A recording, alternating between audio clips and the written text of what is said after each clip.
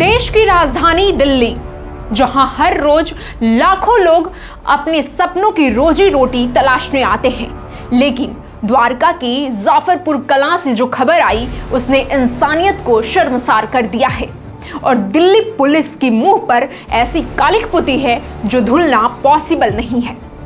एक 21 साल का नौजवान पांडव कुमार, जो बिहार के खगड़िया से अपनों का पेट पालने दिल्ली आया था, आज खामोश कर दिया गया। वजह कोई पुरानी रंजिश नहीं, कोई बड़ा विवाद नहीं, सिर्फ एक छोटा सा परिचय। जब दिल्ली पुलिस के स्पेशल सेल के हवलदार नीरज बल्हारा ने पूछा कि कहां से रहने वाले हो, तो उसने कहा, जी बिहार से हूं। लेकिन पांडव को तब क्या ही पता था कि बिहारी होना ही उसकी जान का दुश्मन बन जाएगा। बस अपनी पहचान बताना ही पांडव को जिंदगी की आखिरी गलती बन गई। पांडव समेत और 20 लोग उसके दोस्त रुपेश के बेटे के बर्थडे पार्टी से निकलकर कैब का इंतजार कर रहे थे। आपस में बिहारी भाषा में बातचीत कर रहे थे। तभी सामने से आता है दिल्ली पुलिस स्पेशल सेल का हवलदार नीरज बल्हारा। चश्मदीदों का कहना है कि वो नशे में धुत था। बिना किसी उकसावे के गाली गलौज शुरू होती है। जब पांडव अपना परिचय देता है तो हवलदार का क्षेत्रवाद वाला नफरत उबल पड़ता है और नीरज ने गालियां बकनी शुरू कर दी और कहने लगा, तुम बिहारी हर जगह घर बना ले रहे हो। उसकी इनसिक्योरिटी साफ झलक रही है। उसने कहा, 1000 किलोमीटर से दूर यहाँ क्या करने आते हो? आज हमारे पास सिर्फ 2 फुट की जमीन भी नहीं है। पांडव ने इसका विरोध किया। तभी नीरज की हैवानियत सर चढ़ गई और उसे जान से ही मार डाला। पांडव की मौत सिर्फ एक इंसान की मौत नहीं है, बल्कि एक पूरे कुनबे की उम्मीदों का कत्ल है। खगड़िया के उस छोटे से घर में पांडव ही इकलौता कमाने वाला हाथ था। उसके कंधों पर सिर्फ अपना भविष्य नहीं, बल्कि अपने बूढ़े माता पिता और 5 बहनों की जिम्मेदारी का पहाड़ था। दुखों का सिलसिला यही खत्म नहीं होता। पांडव के परिवार ने पहले ही एक बहुत बड़ा जख्म झेला है। उसकी एक बहन की ससुराल में संदिग्ध हालत में मौत हो गई थी। उस बहन को आज तक इंसाफ नहीं मिला। उस दुख से परिवार उबरा भी नहीं था कि उस मृत बहन की मासूम बेटी की जिम्मेदारी भी पांडव अपने सिर ले ली थी। वह अपनी भांजी को अपने पास रखकर पढ़ा रहा था ताकि उसका भविष्य संवर सके। अब सोचिए जरा, जिस घर की दाल रोटी पांडव की मेहनत से चलती थी, वहां अब चूल्हा भी कैसे जलेगा?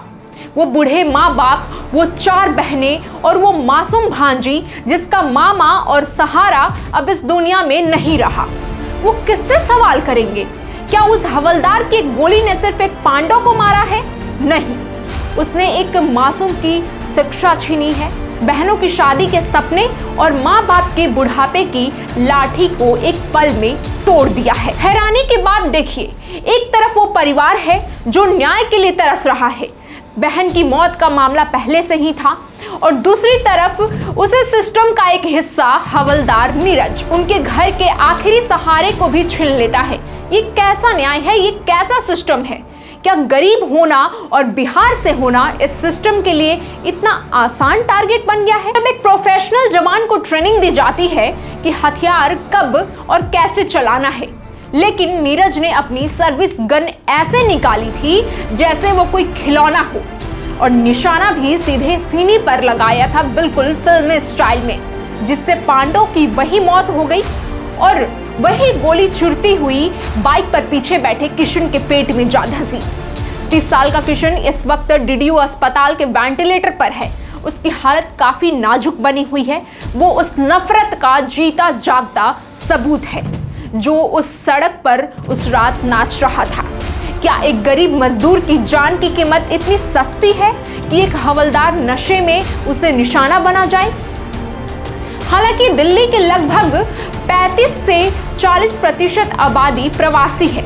दिल्ली में रहने वाले प्रवासियों में सबसे बड़ा हिस्सा लगभग 30 से 33% बिहार से आता है। दिल्ली के जितने भी कंस्ट्रक्शन, डिलीवरी सर्विसेज जैसे जोमेटो और स्विगी, और जितने भी मैन्युफैक्चरिंग सेक्टर का 70% श्रम बल इन्हीं राज्यों से आता है, या पूर्वांचल की ओर से कहें। जिस दिल्ली को हम दिल वालों की दिल्ली कहते हैं, उसका दिल बिहार और यूपी के आए इन प्रवासी मजदूरों से ही धड़कता है।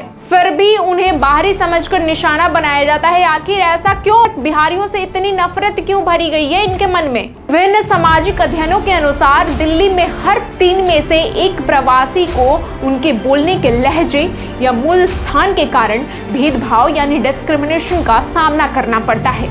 हालांकि एनसीआरबी भी बिल्कुल निष्पक्ष नहीं है, वो भी क्षेत्रवाद के आधार पर अलग से डेटा कम दिखाता है। लेकिन दिल्ली पुलिस द्वारा शक्ति के दुरुपयोग के मामले राष्ट्रीय औसत से भी अधिक रहे हैं। एक रिपोर्ट के अनुसार दिल्ली पुलिस के लगभग 20% जवान अत्यधिक काम के तनाव यानी ओवरवर्क और मानसिक थकान से जूझ रहे हैं। पिछले कुछ सालों में दिल्ली एनसीआर में पुलिसकर्मियों द्वारा गुस्से या नशे में सर्विस वेपन से फायरिंग की न जाने कितनी घटनाएं दर्ज हुई हैं। सवाल यह है कि स्पेशल सेल जैसी एलीट यूनिट का जवान अगर नशे में बिहारी पहचान पर गोली चला दे तो क्या ये केवल एक व्यक्तिगत सनक है या विभाग के अंदर पनप रही एक कोई गहरी नफरत?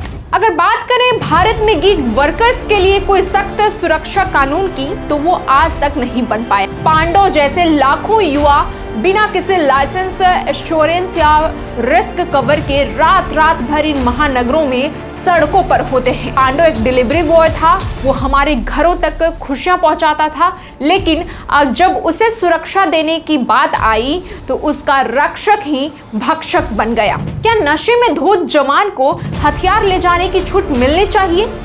भारत में इंसाफ सिर्फ कागजों तक ही रहेगा और कब तक रहेगा?